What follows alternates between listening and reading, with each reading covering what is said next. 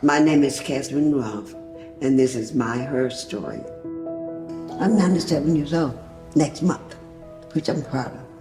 I'm being blessed. I was born in Terrell, Alabama, and it was, 1928 when I was born, so that lets you know something there. And I didn't like the way things were.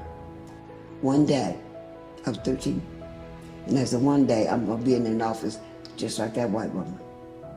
If she can do it, I can do it. I came in 83, and by I think it was in 91 that I was in vice mayor. And I stayed on council after that until 1997. I decided not to run again. My daughter, she had Lou Gehrig's, and she died that year as well. So then I married to someone in New Miami in 96. So I moved to New Miami and I got up there, and it was just, it was not together, right? And they needed help.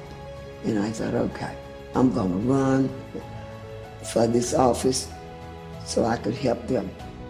Believe it or not, the mayor passed away, and I became mayor. I was second place there. So I became the mayor.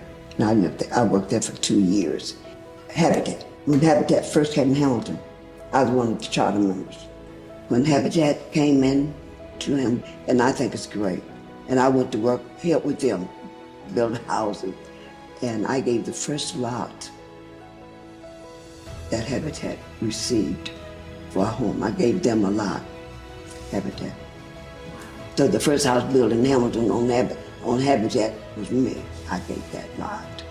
Hospice, I was a charter member. And hospice, when they came to town, and I was on the board there, and thank God I was, because my daughter got sick. My daughter had Lou Gehrig's disease and needed a lot of help. And I was there, so I was able to know who to go to and who to refer other people to if they needed help.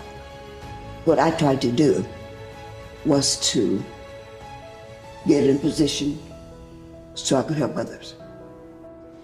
I went to all of them. I was just so many offices, and of course NAACP, and when I first came here, before I got into those things, there was this concerned citizen group, a black group, and we got into that, and when things would go on, we would go and intervene and help them.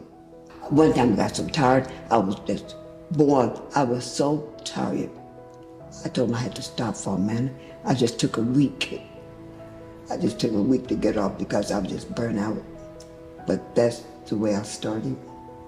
If I did it, they can do it. I was brought up that way. My mom and dad taught us, you can do anything you want to do if you want it bad enough. And you got to get an education. And there's no one walk on 2 feet better than you are. No one. Red, white, blue, or green. Be honest. Tell the truth. If you have to say it 100 times, you can repeat it the same way. Be independent. Say, if you have a job, you don't have to look up to somebody else to help you. Everybody needs help once in a while. But be independent and try to live on your own. But I would like all young people to remember, get a job, and it's important to have education. It's important to have a job, and it's important to be honest. I've been taught those and much, much more than that, but those are very important.